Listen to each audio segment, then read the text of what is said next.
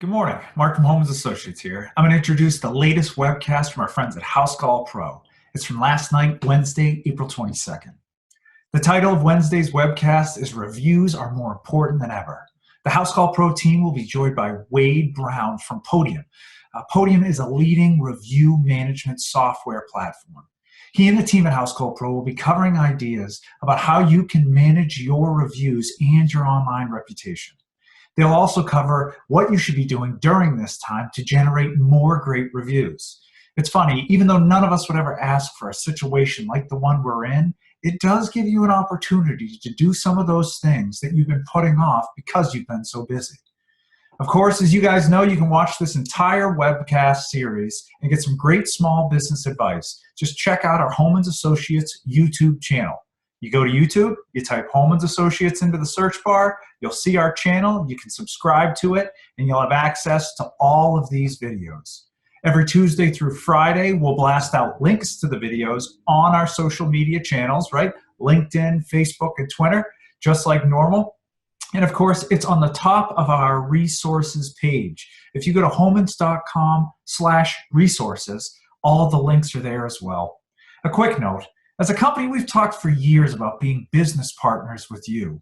And that's true now more than ever. We really are in this together. So if there's anything we can do as a company to help your company succeed, please let us know, seriously. You can even email me directly. It's mray@homans.com. I'd be happy to hear from you. All right, now on to today's webcast. I'm going to get started. Welcome to tonight's show. My name is Alexa. I'm the head of online community for Housecall Pro and your host for the Home Service Evening Update. I'm joined by my co-host, Roland, co-founder of Housecall Pro, and Mel, our senior vice president of people. You can think of us as your in-house business, marketing, and HR strategy experts. Each evening at 5 p.m. Pacific time, Monday through Thursday, we share the state of the world according to the home service industry, and we focus on one main topic or guest. So tonight, as we've been talking about, all about reviews. We have a special guest, Wade Brown, here from Podium with us to talk about what the heck has been going on with Google. How do I continue to get reviews during the coronavirus and how to do it in the best way possible? Tomorrow's topic, and we'll talk more about that at the end, it's Selling 101 with Brooks, Janelle, and Victor Rancourt. That's going to be an awesome topic as well to end the week. If you're wondering where to watch past episodes, we have a YouTube channel. Just search Housecall Pro, and we have a whole playlist of coronavirus evening update. And it goes all the way back now 6 weeks. So definitely go back and watch those if you haven't yet. And make sure you're in the Facebook group. And I'll post the links in here too once Mel starts her evening update. But that is where you can continue to have conversations like this, to continue to talk about what we go over each evening. So other than that, yeah, we now surpassed 2,000 people in that group. That is an incredible milestone. So with that being said, before we get into our main topic, as always, Mel is going to start us off with our state of the world. Thank you and good evening. Thanks for joining us. I'm Melina Fairley, Senior Vice President of People at Housecall Pro. Feel free to call me Mel. So we do come to you live from our homes. I'm here in northern San Diego County, Monday through Thursday, 5 p.m. Pacific, to give you a daily recap of what's going on in the news related to coronavirus. So just a few short minutes just to bring you up to speed. And then we also bring you information, guests, famous guests, apparently, Mark Cuban last night, advice, and also just community. So thank you for continuing to join us, those of you who are here for your repeat evenings. And if you're the first time, welcome, and we hope you make a habit of it. So I am not a reporter. I just play one here every night. I am a mom of 4, a Marine Corps wife. I'm a homeowner. And probably most importantly to this group, I'm a human resources professional. So I've been doing this work for over 20 years, and I'm here to answer your questions related to employment and other people issues. So with that said, here's your evening update for this beautiful, at least here in San Diego, Wednesday, April 22nd, 2020. The Johns Hopkins dashboard is still reporting over 2.5 million cases, and we're up to over 176,000 deaths globally. You can see. Oh, and that was as of about a half hour ago. So you can see that those numbers are up over 182,000. So this is updated often throughout the day. So good one to. Bottom left right here, you can always tell 4:22, 4:38 p.m. And in the US, we've reached over 820,000 cases. There we are, now 839, and over 46,000 deaths.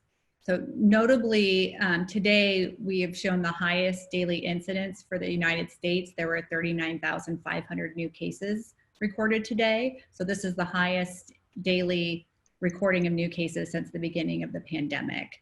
And based on these recent daily trends, the US is now slated to potentially reach 1 million cases by the end of this month, the end of April, and 50,000 deaths by April 25th. Yeah, and if I remember correctly, so Dr. Fauci, he had estimated originally between 100 to 200,000, and then restated it to be maybe down to 60,000. So does that sound like we'll be getting that projection? I haven't heard an updated projection, but on April 9th, that was revised to 60,000 projected deaths, just projecting through early August.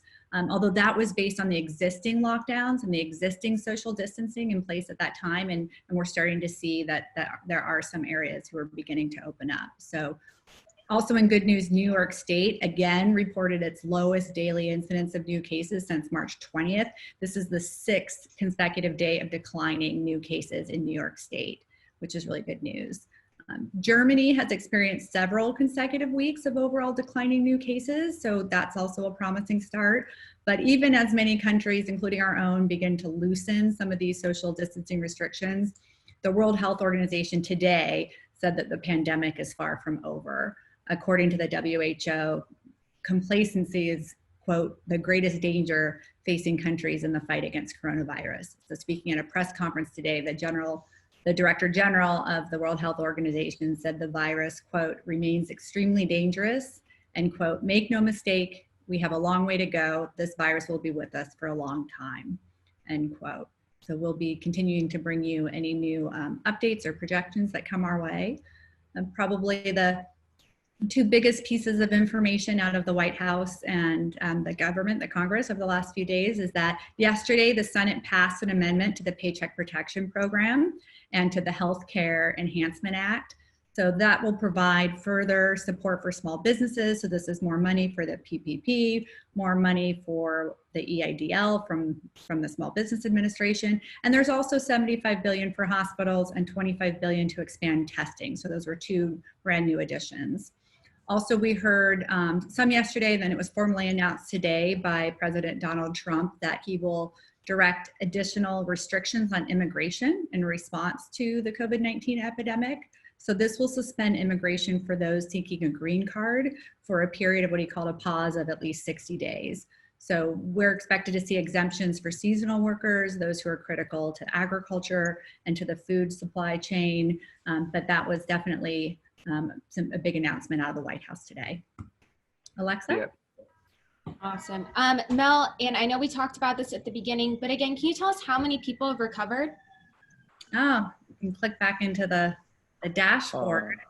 Let's see here. Let's go to the dash. 77,000. Yeah, you'll see that on the far right-hand side now in blue, well, next to the blue. So those are the tests conducted. They've started to post that, and total recovered 77,000. Yep. Awesome. That's Yeah, the number. That's the the one. That and the testing number. Those are the two numbers we want to see continue to climb. Mm. Yep. It's good to report on the good news. Thanks, Alexa. Thank you. Yeah, that was a question from MD Snyder. We started incorporating that probably like 2 or 3 weeks ago. Christy suggested. I think it's an important number to have in there because everything else is so sad, and at least we know people are recovering. Yeah, it's good to hear too about the slowing. New York having several days in a row of decreasing daily cases. Germany experiencing decreasing cases even as they begin to loosen restrictions. So they're starting to definitely be good-sized slivers and even maybe some chunks of good news. So we'll keep letting you know about both sides. We'll keep letting you know the good news too. But a number that we want to continue to see climbing as well is your number of reviews. So this is a perfect transition going into our guest and topic for the day. So Wade, let's have you unmute yourself and start your video. And awesome. There you are. Hey, Wade. Hello. Okay, so right now we're gonna go into like an interview with Wade. It's really all about reviews. We're gonna first talk about Google and what the heck's been going on there. And Wade's gonna be giving advice, his expert advice on review generation. So if you Yeah, could and, give a little, he's not really in the office, guys. Just so you know, it's probably a green screen. I am working from home just like everybody else, I think. So I have some great images from our office, though. Yeah, thanks for having me on. It's a pleasure to be a part. I've been following the nightly updates and I think there's a ton of value. So it's a pleasure to be able to share with everyone and hope you can get some value from what we talk about tonight. I think there is some real relevance in the current situation with COVID to really help you. So just a little bit of background on who Podium is. We have about 40,000 businesses using our platform for reviews and messaging, and about 13,000 of those are in home services.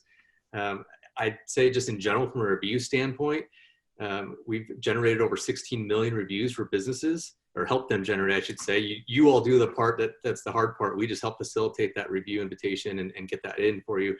And about 5 million of those have been in home services. So we've helped a lot of businesses and really love just the aspect of being able to help you show who you really are.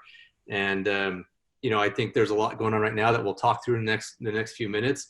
My focus is exclusively within the home services space. So I work with pros like all of you, and really that's my Podium works in several different industries, but I focus exclusively in home services and have for the last 3 years or so with Podium. So excited to be on.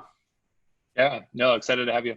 So one of the things obviously that's really important, and the reason why this topic is so top of mind for a lot of our pros is because, as funds become a little tighter and marketing budgets decrease, maybe they're spending less on, any kind of PPC or lead buying or those things. The thing that still will always exist is the reviews for the past work that you've done, which is very organic, helps you rank really super high. So the importance of it really now, especially in these times, is more now than ever. Because once you earn that review, it compounds. It's very similar to the way that, you should be saving up so that money can compound and compound. And likewise, the same for your reviews. And so when we think about what's the best thing our pros can be focusing on and something that doesn't cost you any money, just costs you some effort, we're going to probably share some more of those tips and those things here, because those are things you can directly affect even right now in times like these. That'll give you the best bang for your buck because it's not going to cost you anything. So that being said, I know there's the question, as Alexa's heard a million times over in a lot of our groups, the coronavirus group and the Housecall Pros group, wherever we look, that this question keeps popping up. So what is the question? So this is a thing that is on everyone's mind right now when it comes to reviews. What is going on with Google? Why is it happening? What can I do about it? Bring us up to speed, Wade. Yeah.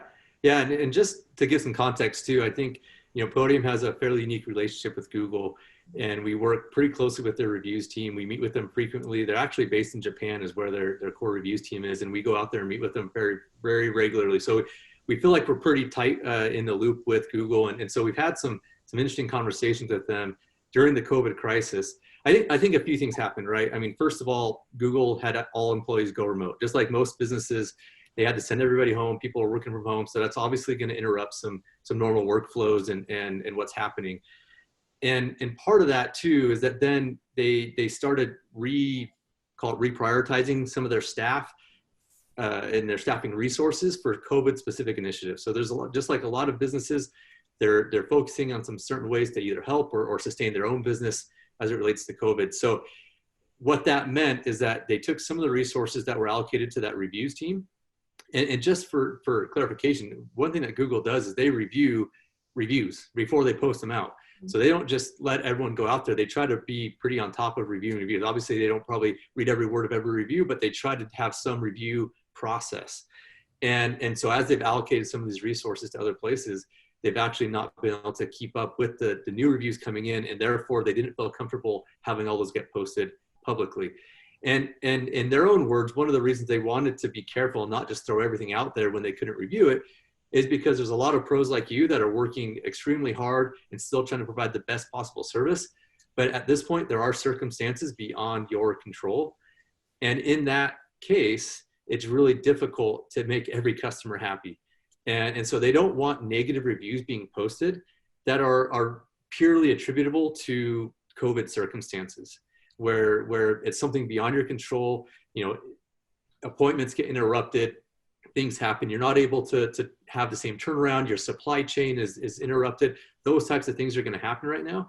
And they don't want customers posting negative reviews that negatively impact your business based on things that you have no control over.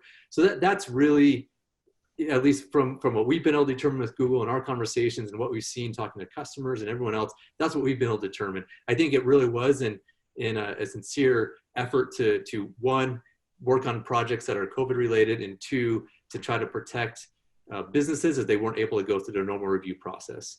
And I would just say that what they limited was posting new reviews as well as new review replies. So if you were going in there to your Google My Business account and trying to respond to reviews that were coming in, you weren't able to do that as well. And so, the key though is that Google is still actually collecting reviews. All the reviews that have been left over the last, 6 weeks or 8 weeks, whatever it's been, they are still collecting those. And actually, just in the last week or two, we've actually seen some of those reviews start to populate. And so in our most recent conversations with Google, they have confirmed that, number one, they are publishing reviews again. And they've started to allocate those resources so that they can still scale and meet those needs. And they'll continue to enable the publishing of new reviews. Additionally, they've also told us that they will be posting the reviews that have been collected during COVID. And so those have been paused over the last 6 weeks. Those will start to show up in your account. It's being done in just, I don't know if there's regions that they're focusing on, but we do see across all of our platform and the 40,000+ businesses that we work with that they're starting to populate back in there and show those dates. And then you as a pro can go back in there and start responding to those reviews as well. So the bad news is that you haven't seen those for the last 6 weeks. The good news is they're not lost. If you've been making efforts, those reviews should still be coming through. They're just delayed. And last but not least is that has started, those gates have started to open up again, those floodgates. So you should start to see those coming through. If you haven't already, it should be in the next few weeks.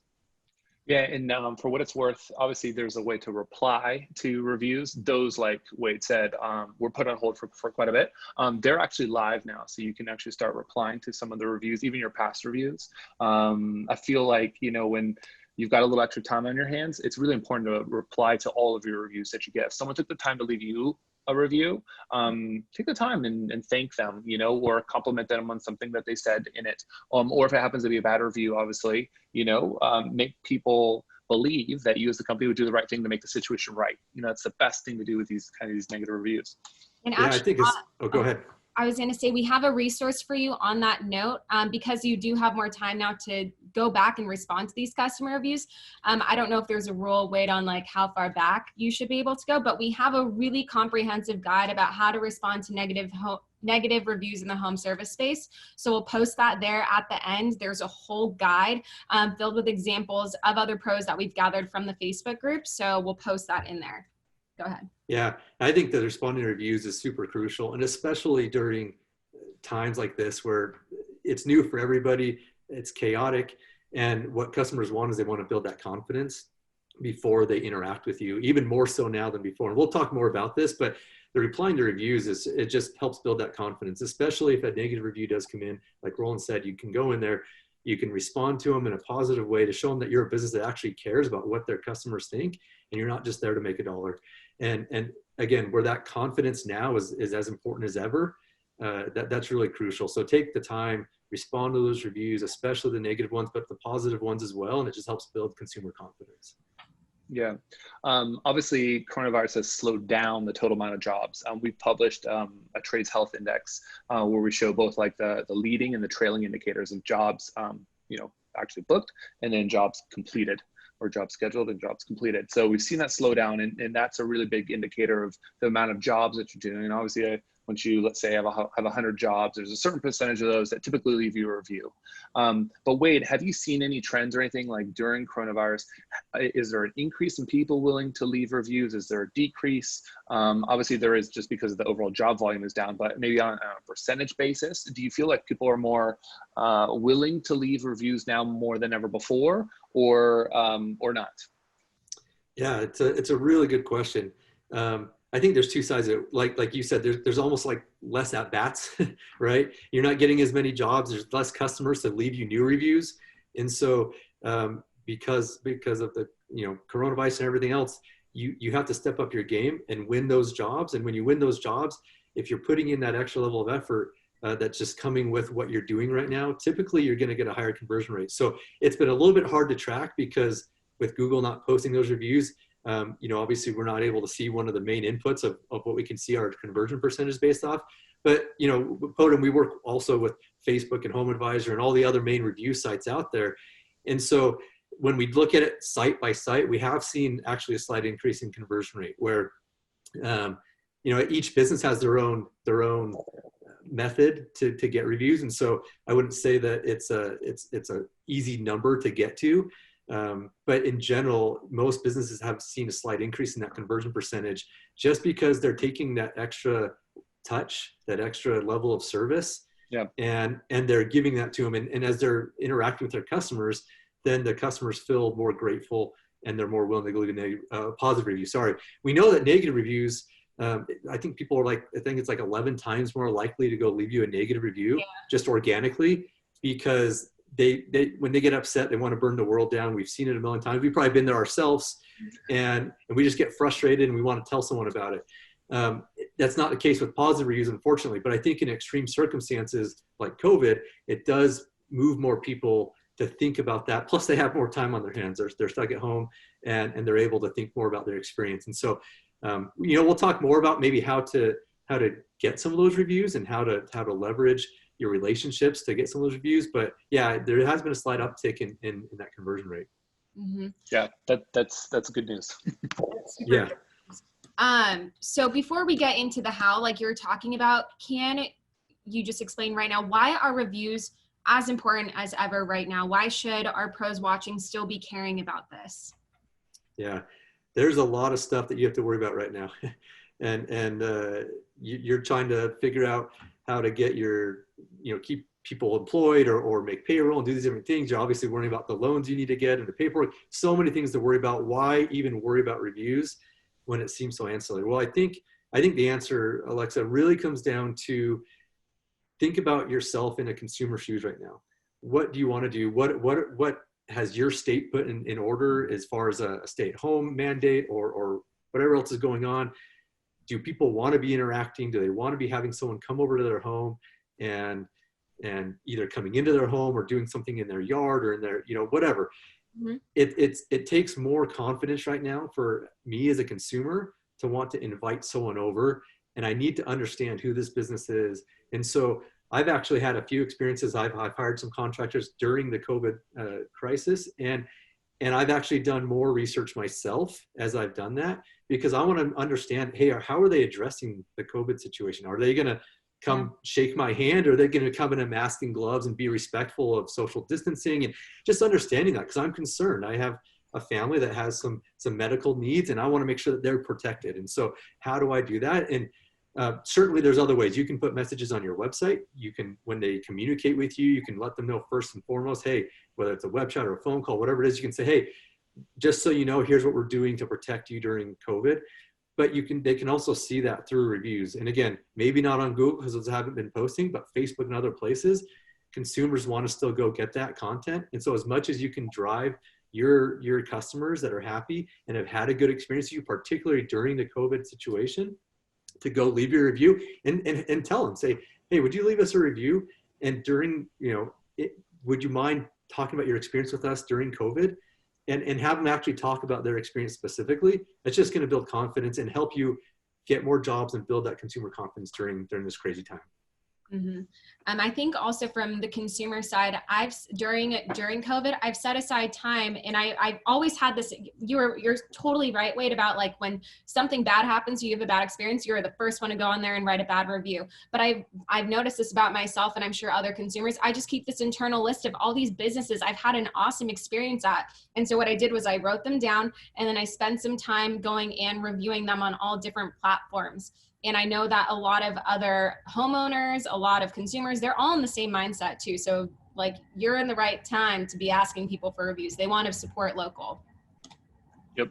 So that, you teed up my question, which is, what are the 3 top ways that our audience can continue to get these reviews to come in, even when, the job counts are down? So what are some things that you'd advise them to make sure to do after every single job?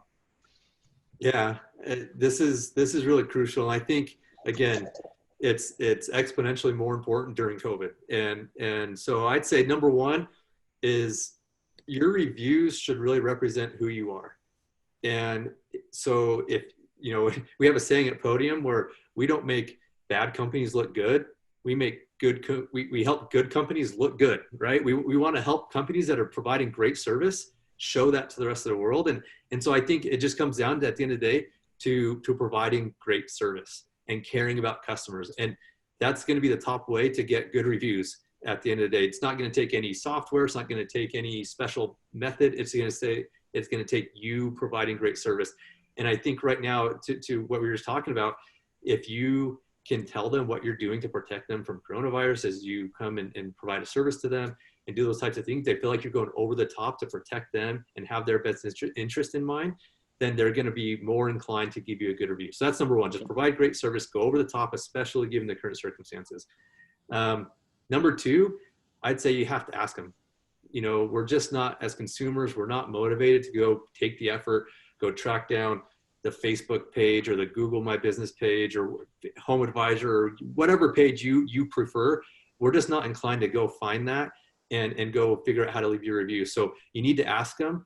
And typically, if you ask them, they're going to be willing to do it. And then if you do that through a way that's convenient, whether you're face-to-face and obviously 6 feet apart, but you ask them or you shoot them an email or a text message, you ask them on the phone, whatever, again, is going to be a convenient experience and comfortable for them, that's going to be a great way to do it. You know, at Podium, we do a lot through text message, and we always recommend that because it gets in front of customers really easily. But by no means is that the only way. And again, asking is what's most important. If you ask, then they can do it. And honestly, the last piece I'd say is just communicate. Again, it comes down to your service. The more you communicate with your customers and the better you are at that communication, even if they have a bad experience, if you're in good communication with them, you're going to catch that bad experience before they go post a negative review. And then you can go back and you can solve whatever's wrong. If they're unhappy with the service you provided, someone was late, there's a delay and you know, something being delivered, whatever it may be, you're going to be able to help solve that. And again, as you communicate back and forth, you're going to be able to get those good reviews. So I think you just have to provide that great service, ask them, and then just make sure you're communicating through all steps of your relationship with the customer. Yeah, that last thing that you mentioned is super important because a lot of people have this negative connotation, like, oh, I can never reach my contractor, or they never call me back, or I don't even know what's going on. And so in a world where that's the norm or that's the expectation, it's so much easier to rise above that. And it's a great way to just differentiate and just set yourself apart. Because obviously turning into, you know, the ostrich at the end of the job and putting your head in the sand and trying to hope that it goes away, you know, ultimately that'll hurt you a lot more than just being super easily accessible in a way that's most convenient for the customer, which often is what you mentioned, which is, you know, via text. It isn't just like, you know, just a cold email. Text, I mean, if I look at my phone right now, you know, the amount of unread texts, okay, is 1, and unread emails is like, you know, 17,000. So you're definitely gonna get through a lot quicker via text. So that's a really good you want to get a hold of Roland, you text him. Yeah, that's right.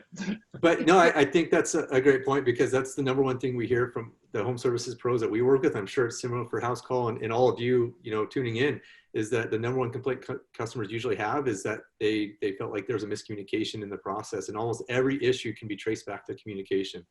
And I think if you can communicate well, then customers are going to be so much more willing to give you a positive review and just feel good about your business. And not to mention direct referrals. And we know that referrals are so powerful. It's not something that Podium specializes in, but I know how important it is for home services business. And so you got to make sure that you're doing that. I was hiring an excavator for some work recently, and I can't tell you how frustrating it was with the 7 people I reached out to, and 6 of them I could hardly get a hold of. And the one who got my business was the one who was texting me back right away. And we had great conversations. He came over the next day, gave me a bid. And throughout the entire process, when there's been delays or anything else, he's just texted me, let me know what's going on. So that communication just is crucial. Mm-hmm. Yeah. And Wade, you kind of already answered this already. The best way to ask for a review, and I was going to ask you, has anything changed about this during the COVID outbreak? And you had mentioned, like, when you're asking face-to-face, standing 6 feet apart, but has anything changed about asking for a review over text, maybe appealing to like what's going on in the world right now? Or should our pros stay away from mentioning COVID when they're asking for reviews? You know, I think it's okay. I think at the end of the day, you're just asking the customer to be real with you and say, hey, tell us what your experience has been like. And if you want to mention like what we've been able to do to help ease your mind during COVID, that's super helpful. It's okay to ask them for a favor. If you've provided great service, again, then they should be willing to do it. And it's just part of that. Most people are good people and they're willing to pat you on the back and say thanks, right? And so I think during COVID, certainly in general, there's just less face-to-face interaction with people.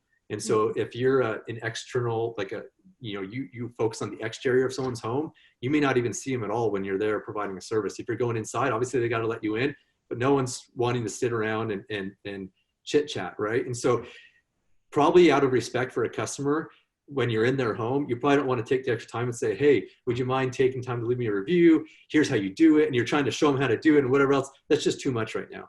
And so I'd say it has changed a little bit, but I still say the same principles apply. If you can get it to them, get them an invitation in a way that's really convenient for them and it makes it easy for them, and that's going to be your best way to convert that customer who's willing to review into a review left on your preferred site. And so again, if they prefer email or text, or they want you to call them later and talk about it, whatever it may be. But yeah, face-to-face, typically at Podium, we recommend highly that a pro would talk to a customer face-to-face and say, hey, job's completed. You think you could leave us a review? And as they have that interaction, then there's usually really good reception. But in this circumstance, it's probably best to do it through another means, something, electronic, however you can do it, just to get out of their hair and make them feel comfortable. Mm-hmm. Yeah, obviously, when you set expectations with the homeowner, it's going to be much easier to get higher conversion. So something that I've seen a lot of pros do well, because Housecall Pro and Podium do talk together, is, hey, we just finished the job. Just so you know, you're going to be getting a text. I use this service just to help send a link out that makes it easier for you to leave me that review. Would you please leave me that review?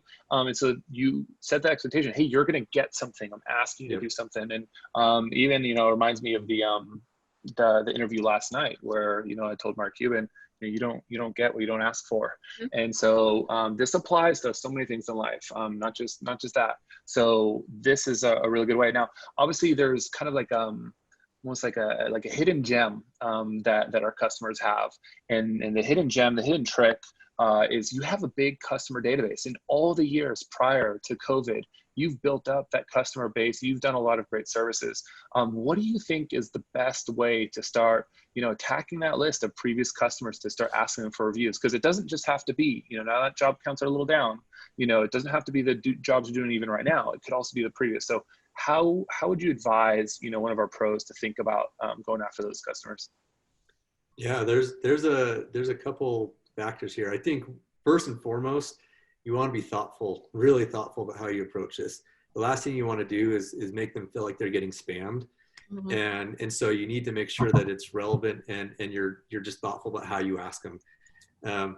Again, when you've had a good experience, you've provided a good customer experience, I think it's okay to go back, and even if it's been 6 months or 12 months or however long since you last interacted with that customer, I think it's still okay to reach out. But as you do so, help them understand why you're reaching out now. And mm-hmm. and something like, look, Roland, we recognize that reviews are even more important right now given the current conditions. And so we're reaching back out to some of our top customers that we've had some great experiences with, and just asking them if they wouldn't mind leaving us a review and letting everyone else know how your experience was with us. Is that something you'd be willing to do? Just very not pushy. I think people are understanding about why you're reaching out. And it's a light ask.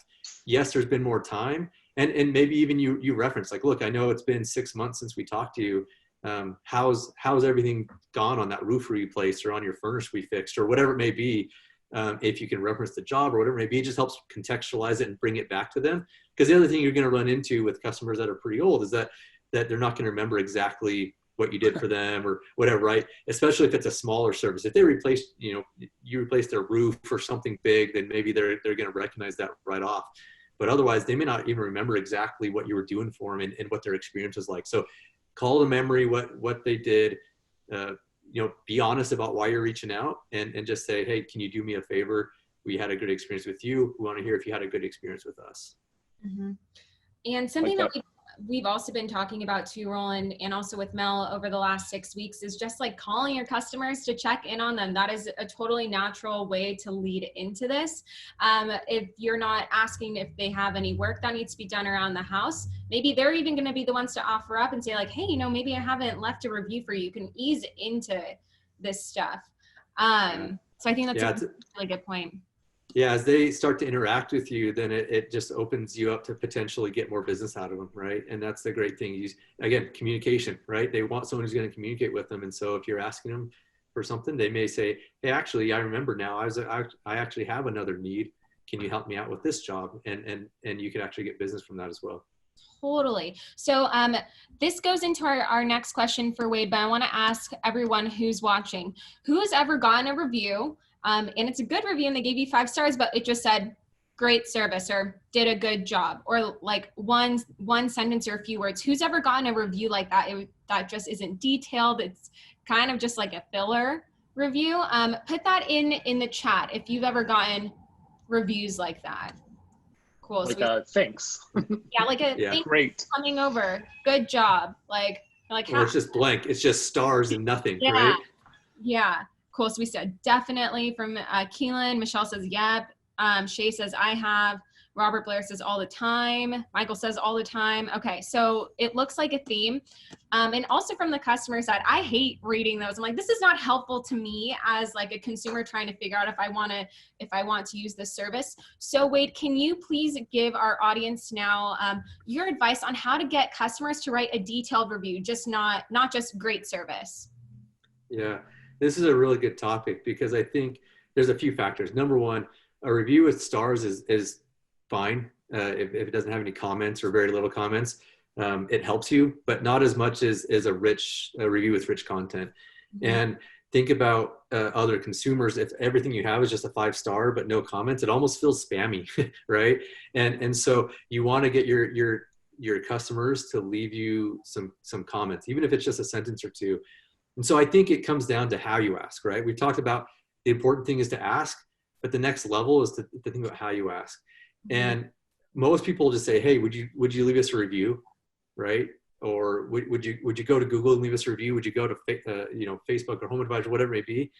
And instead, maybe think about something like, would you please give us some feedback about the timeliness and quality of our work by leaving us a review on Google, right?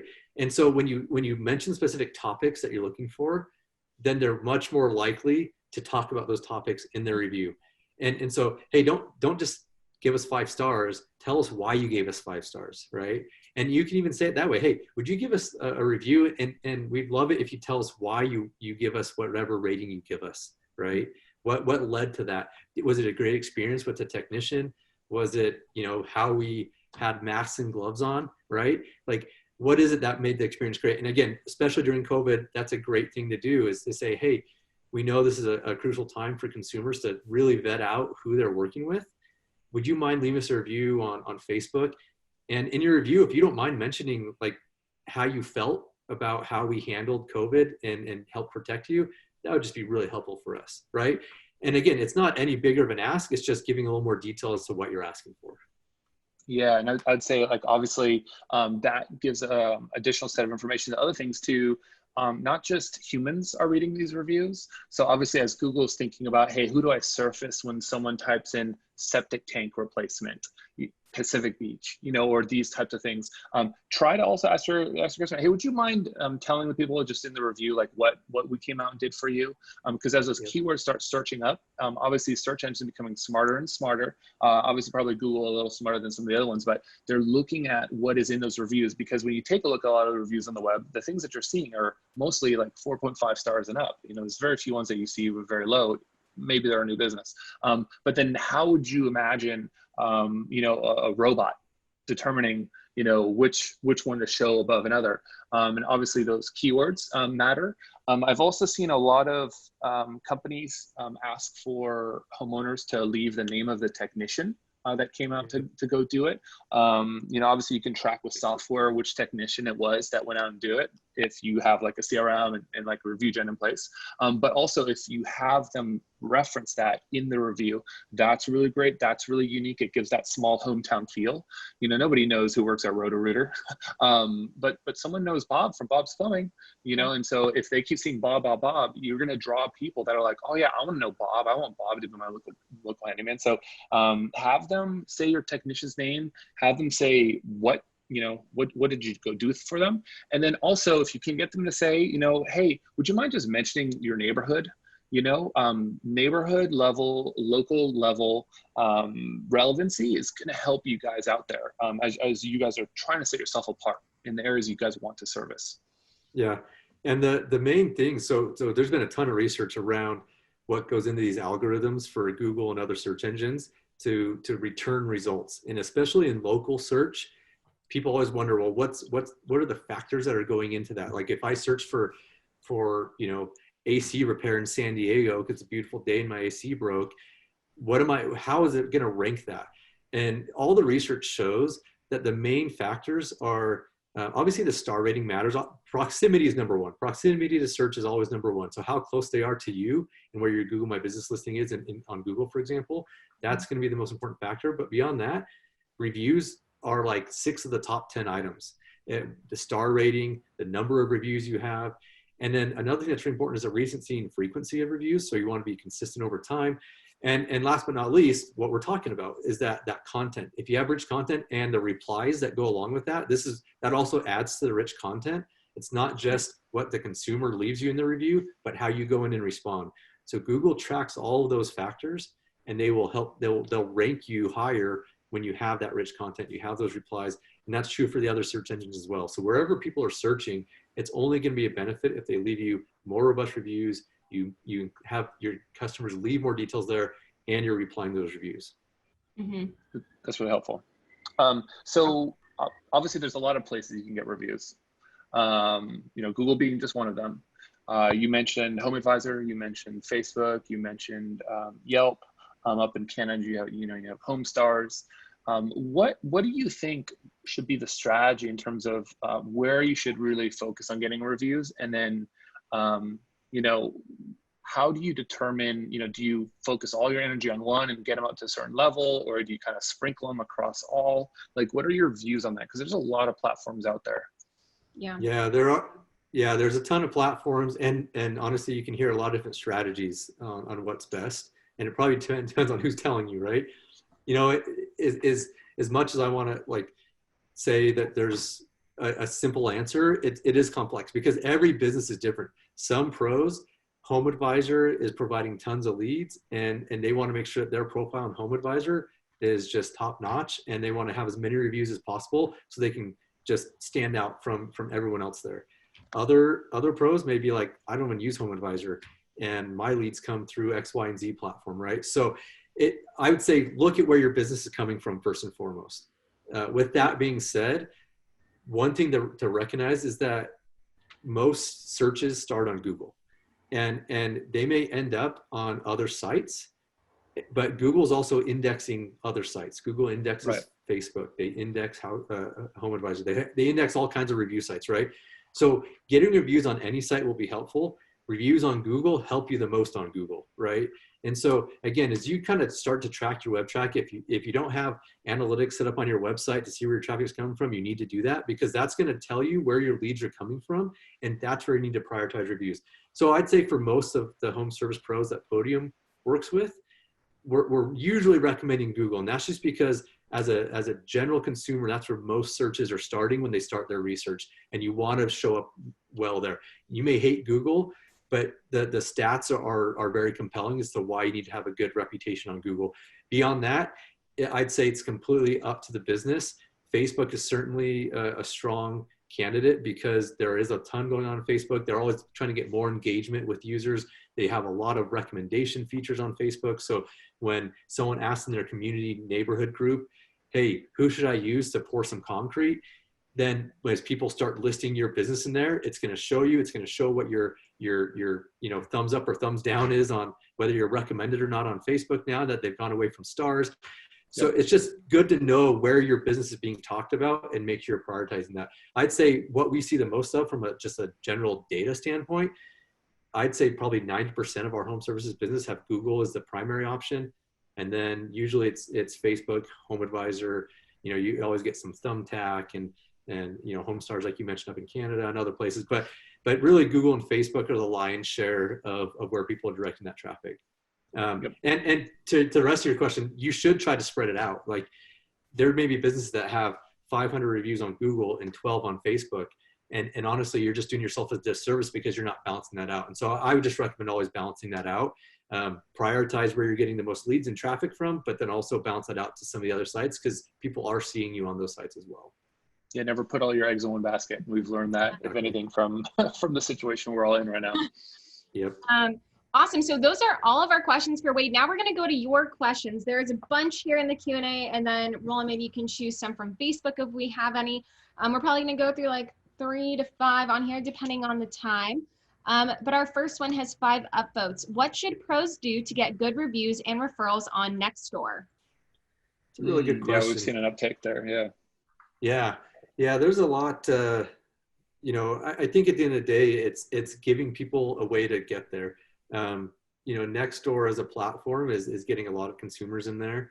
And so if that's a source you've seen a lot of traffic coming from, you want to prioritize that. I think the trick is it's not as simple for people to go as it is, say, to Google and leave a review. So I think it's all about making it easy. Get as deep a link as you can to where you can go. And really any platform, if you're working with a third party like Podium or someone else to get reviews, then you should be able to take that link, pop it in there and send that out. And whether it's via email or text, you should be able to send that to your customers directly. That's probably going to be your best bet, because if you're just talking to a consumer, unless they're just really heavy users on Nextdoor, for them to go create a Nextdoor account, log in, go leave that review, it's going to be really, really difficult. So if you're just trying to drive organic reviews to Nextdoor, it's going to be tough unless you give them that link and get as deep into where they need to go as possible with really easy instructions. And so, you can take that link and send it out manually, or you can use a platform like Podium or someone else to help send that out. But it's just about that simplicity and getting it right in front of them. Yeah, we've seen a massive uptick in traffic just on Nextdoor, more than 2.5xing. Obviously, with everything that's going on with coronavirus, everything's becoming very local, very neighborhood based, and very neighbor watched. So that's been a huge source of inbound referrals to our pros recently. Mm-hmm. Yeah, totally agree.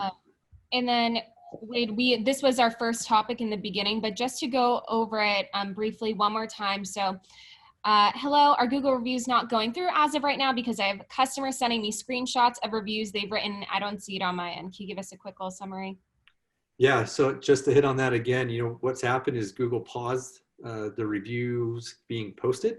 They were still being collected, and they paused you as a pro being able to respond to those reviews. And that was all just based on prioritization of resources for COVID and everything else they had to do to also protect businesses from getting negative reviews associated with COVID-related issues. That has started to lift a little bit. Google is systematically starting to now release those reviews. So they are hitting Google My Business pages, and they've enabled you to start going in and responding to reviews again. So that should enable you to start seeing those come through, and they have saved all those reviews. Nothing's been lost. They haven't gone in the garbage can. Those reviews will start to post, as well as new reviews that are currently being left will be posted as well. If you're not seeing it yet for your business, hang tight. I know they are kind of slowly revamping to get everything opened back up, but they have assured us that should be happening in the next couple of weeks. Cool. All right, so here's the one that I hear all the time. It's not in the official Q&A box, but I saw it pop up in the Facebook chat. If someone leaves you a negative review, and it's either a disgruntled employee, maybe a competitive business, or just that crazy cat lady who you just can't seem to please, what is the easiest way to go about removing that review? Because it's really pulling down my average. I had to come back on to defend crazy cat ladies. It's a stereotype. We won't hold it against you.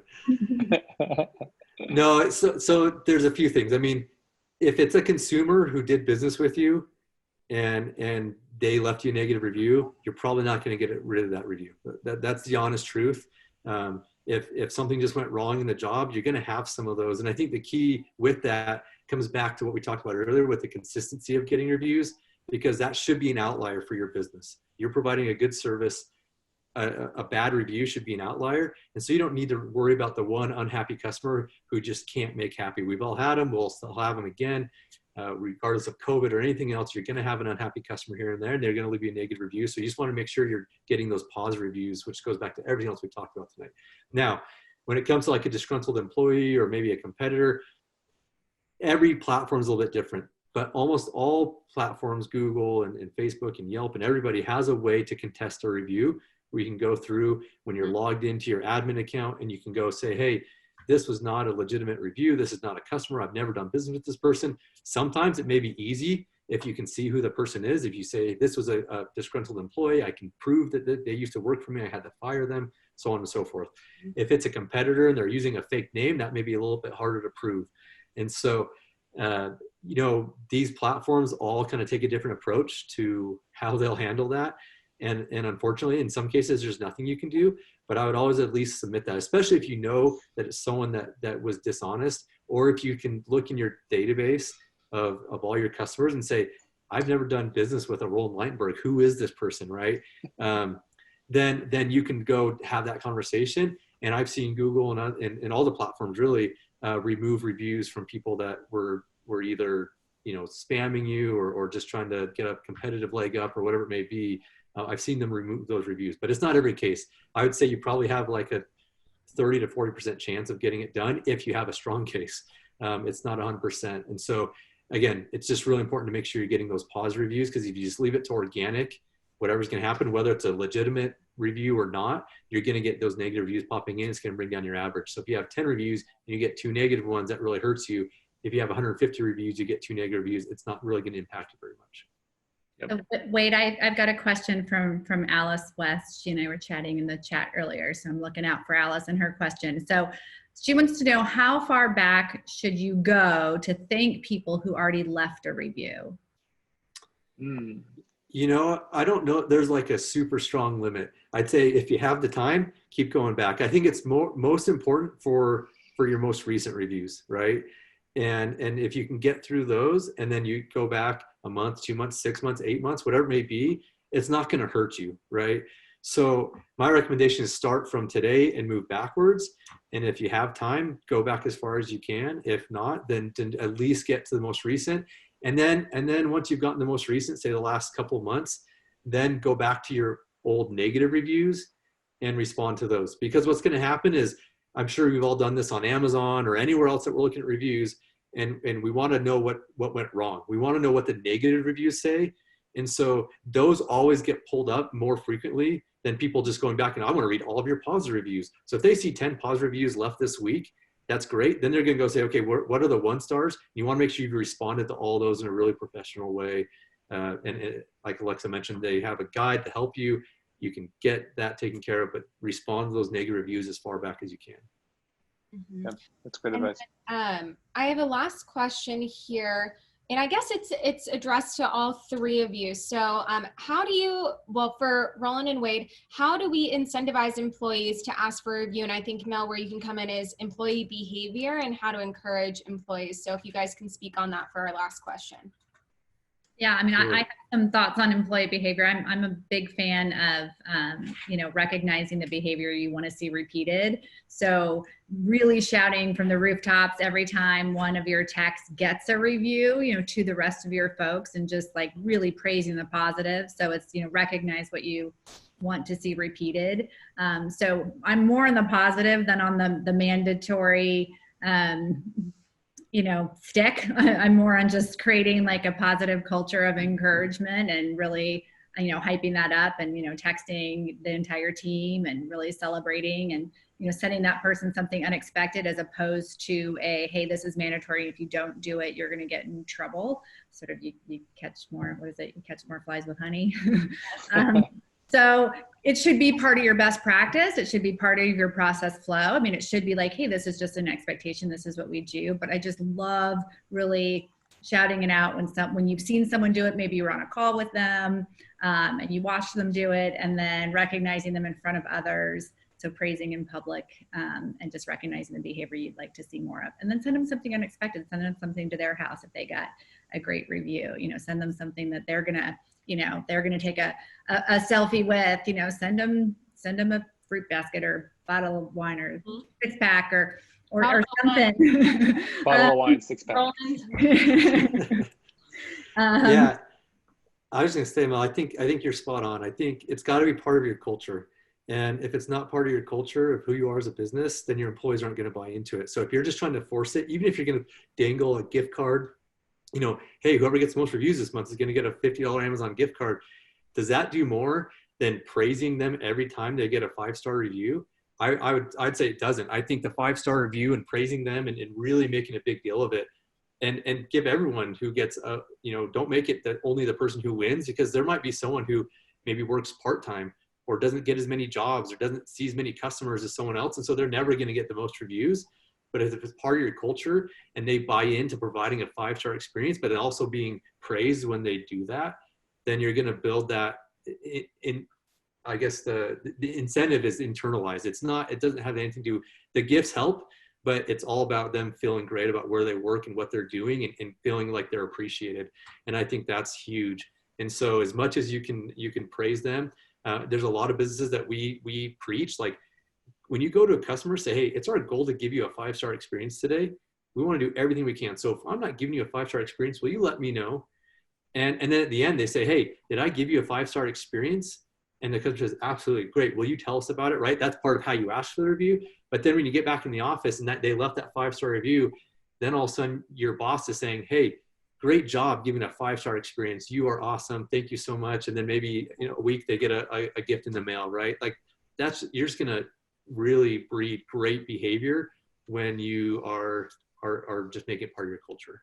Yeah, and I love the unexpected rewards, right? If I'm expecting it and then I'm asking, okay, well, when is my $50 gift card coming? It's not bad to recognize with something that is stated and expected, but the unexpected means so much more.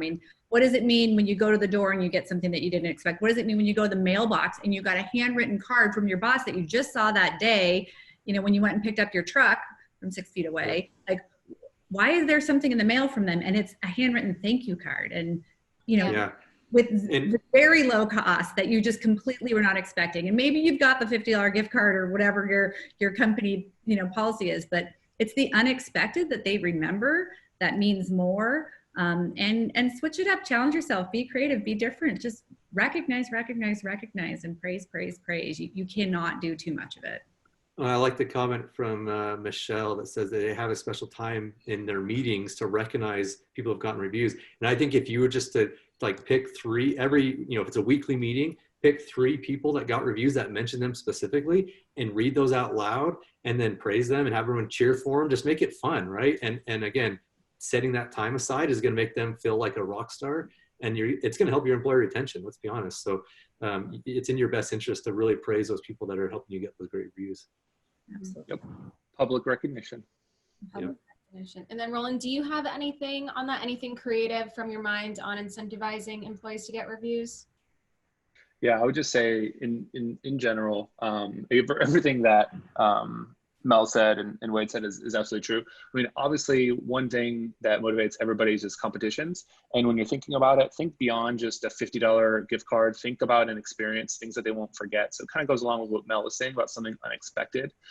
Things where people are like, wow, why are you going on this trip? Oh yeah, I got a really great review. And you know what? My employer is sending me to Disney World and my family and things like that. Those go so much further. I know Don Snyder here was watching earlier. He's done that and actually sent his employees' entire family to Disney World, and because they end up getting the most amount of reviews, and so that just helped establish as something really important. And then more than anything, it might not have been something that if they had $50 worth of, I don't know, like a stack of 20 gift cards or whatever that would have cost to send them, the costs aren't that far off if you pay them $50 for each review. So think about, creative out of the box things that surprise them, and experiences and not just things, because they'll remember that for a long time to come. And that helps really ingrain that into culture.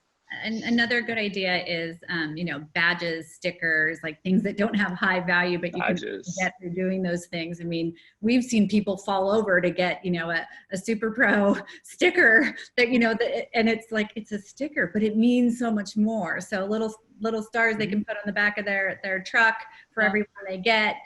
You know, something that can't be bought can only be earned. Some companies have name tags, and then they can, you know, get the silver star, and then it upgrades to the gold star, and then, you know, maybe each one also has some sort of monetary reward attached. But I've seen people fall over, you know, competing to get a plastic trophy that cost me $15, and not pay much attention with a contest that just had $50 cash. So don't underestimate the power of a token. Totally. Have some great ideas here. We give restaurant gift cards quarterly, bought tools for them. Last week of the year off paid vacation, sending to dinner. These are all great ideas. And as always, if you want to run those ideas past us, make sure you're putting them in the coronavirus Facebook group. So I linked it here. I'll link it again if you guys aren't a part of this. And Wade, feel free to join if you are interested in seeing. I'm in there. Oh, awesome. And then the last thing I linked here too, that will be really helpful to you guys. If you were to read one thing, I would read this, How to Respond to Negative Reviews. It's really, really good. We took examples from pros in the Housecall Pro group who just like got it down and have incredible reviews and know how to respond.